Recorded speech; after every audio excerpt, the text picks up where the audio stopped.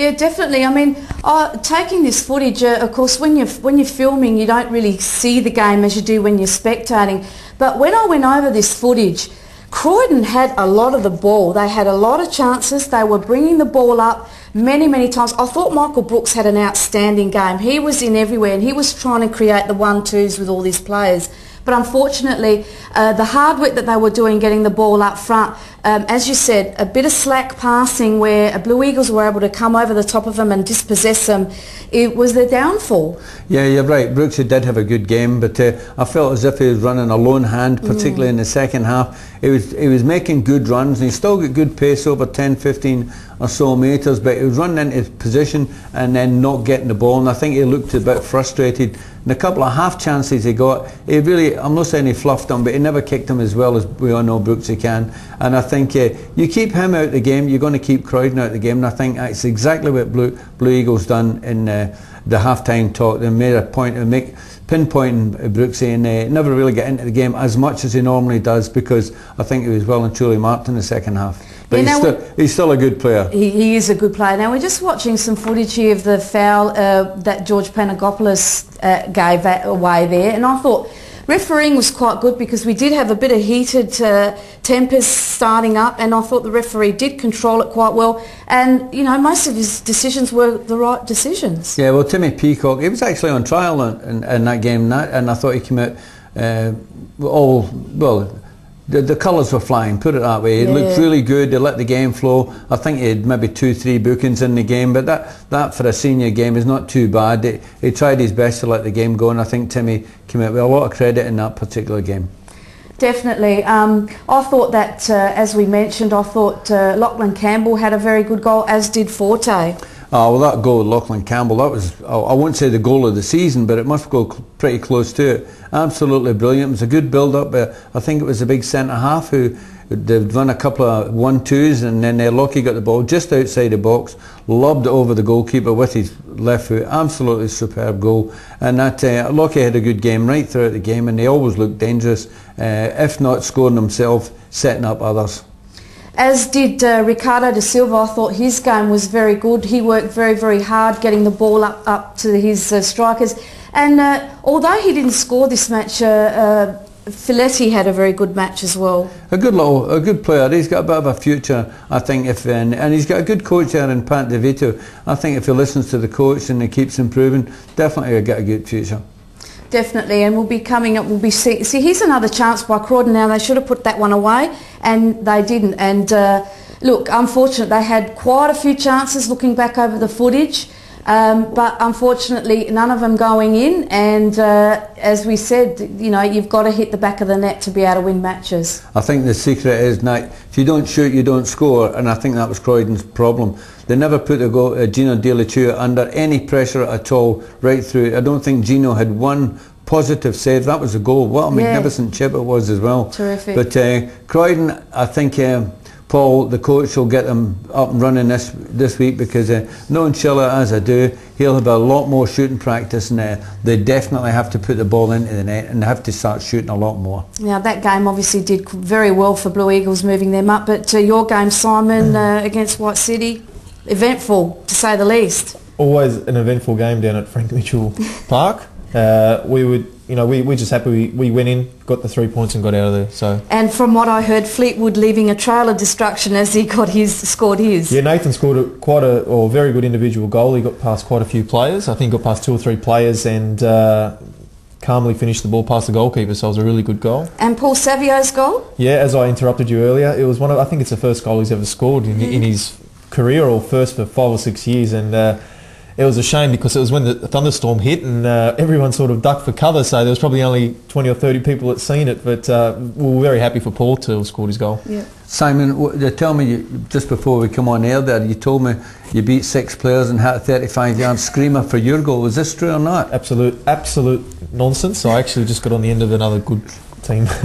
Okay, well, let's have a look at the table after round 9 for the Super League, and we've got Metro Stars on top on equal points with Adelaide City, but in goal difference, that's why they're on the top there. Adelaide Galaxy on 15, Campbelltown and Blue Eagles on 14, so you're still in the middle there. Simons, and as you said, you've got a few wins, so that's keeping you in the middle there and in touch. White City on 10, Para Hills on 9, Modbury's dropped a few points, they're down on in 8th position on 9, Raiders on 7, and unfortunately Croydon there at the bottom still with the 3 points. Now if we look at this week's fixtures, round 10, it's the beginning of the second half of the season. We've got Croydon Kings at home to Raiders. These are all 3 o'clock games except for the last one. White City Warriors are up against Modbury Jets at home. I think our cameras will possibly be at that game if weather permits.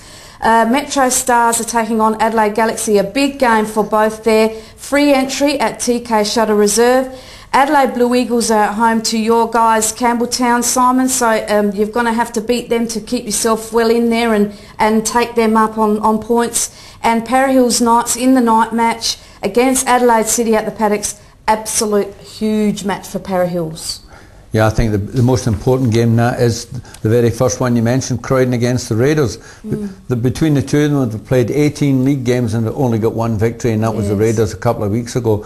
And I think that's going to be a very, very crucial game when it comes to looking at towards the end of the season. These teams have to start winning now. We're into the second round. You have to pick up 3 points, because if you look at the Croydon on the bottom with 3 points, but there's only 3 points separating the next 4 teams. So it's crucial that these teams got off to a good start in the second round, and that game is a beauty to start off with. Exactly. Well, we wish everybody the best, and we're going to take a short break now, and when we come back we're going to be talking Premier League, so stick with us because you're watching Full On Football. Here we go.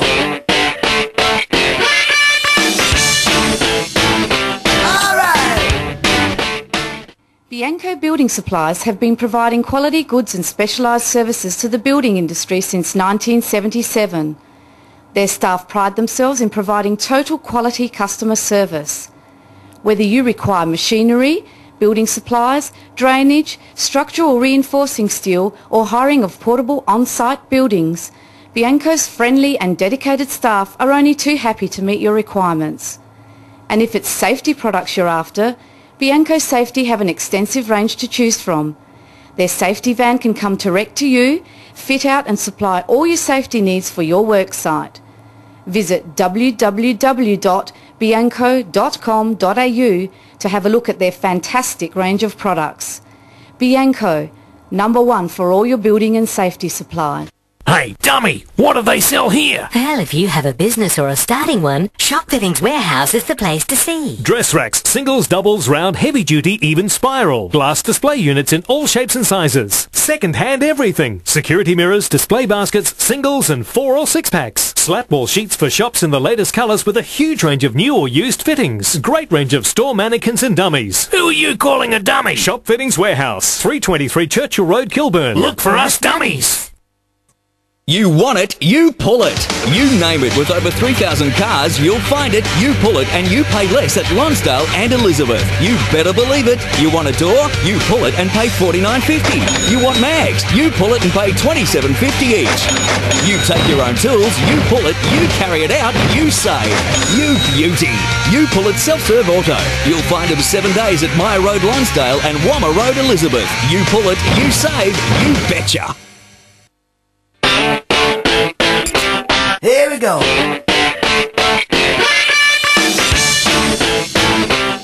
right. Welcome back to Full On Football with our guest tonight, Donald Campbell, magnificent person, representative for football, and Simon Catanzaro, another magnificent person, representative for Campbelltown. And thanks for joining us again tonight, guys. Premier League time. Now, as we spoke about this, it's a very, very, very tight league. And look, we were looking at the table, there's only 7 points between the top 7, so it's really, you know, you get a couple of wins and you move right up that table, Donald. Yeah, it's incredible. You're talking about the top 7, of course. You take away the top 4, they've obviously got a bit of a break of 3 points for the next 3 now. So the next 3 are equally important, so every game in this competition is going to be absolutely vital for the teams. And when you look at them, Adelaide Comets have lost 2 games, Pirates have lost 2 games, and Olympia have lost 2 games. And you would have to think they would be the 3 favourite teams to be there at the very end. But there's surprises every week. You can never take anything for granted. Every game is a cup final. A lot of good players on both sides, and all of these teams, Simon, I'd have to say they'll be fighting to play against you next year. Yeah, absolutely. I would have to say I've probably got a bit of a soft spot for Adelaide Olympic, previously playing there, and I sort of hope they do come up. I was lucky enough to win the Serge Milter playing a year there at Adelaide Olympic under Rugby Detroit. But also my tip at the start of the year, Western Strikers, you know, they're only a couple of, they were my tip to get promoted and win the league. They're still only a few wins off first, but I mean, who could knock the Adelaide Hills or Comets? They're going fantastic, and from what I've seen in the media and in the papers and that, the Comets are coached really well. So, yeah. Comets are doing brilliantly at the moment, and with that, let's have a look at the results first so we can chat a bit about the games there.